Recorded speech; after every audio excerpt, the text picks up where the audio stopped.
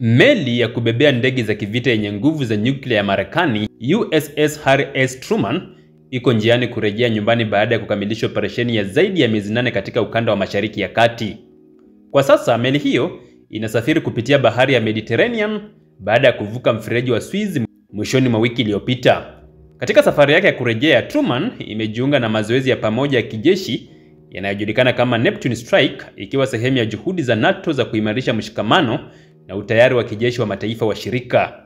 Meli hii ya kivita ilianza safari yake Septemba mwaka uliopita, ikitokea katika bandari ya nyumbani kuelekea bahari ya kaskazini kwa mazoezi ya utayari kabla ya kuelekea Mashariki ya Kati.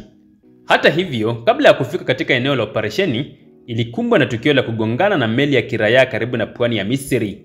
Tukio hilo lililazimu kusimama kwa dharura katika guba ya Suda, Ugiriki, kwa ajili ya matengenezo. Aidha, tukio hilo lilisababisha kutimuliwa kwa kamanda wa meli hiyo, Captain Dave Snowden, aliyebadilishwa na Captain Christopher Hill.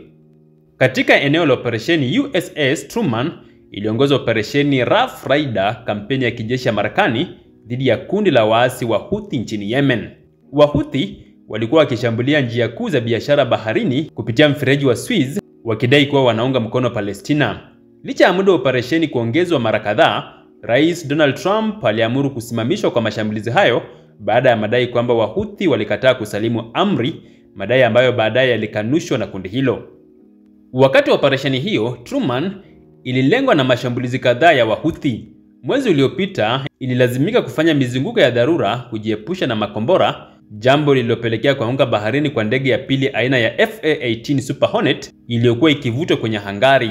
Ndege ya kwanza ilipotea mwezi Desemba katika tukio la moto wa rafiki kutoka kwa meli ya kivita USS Gettysburg CG-64. Kwa bahati mbaya zaidi, ndege ya tatu aina ya Super Hornet ilipotea kutokana na hitilafu ya kiufundi ilipotua kwenye deki ya meli. Kukosekana kwa kufanikisha kukamata nyaya za kuzuia mwendo, arresting cables, kulihitaji helikopta ya uokoaji kuwasili haraka kuwanusuru marubani waliokuwa ndani ya ndege hiyo. Baada ya changamoto na maumivu ya kioperesheni, USS Truman inatarajiwa kuwasili katika kituo cha majini cha Norfolk, Virginia.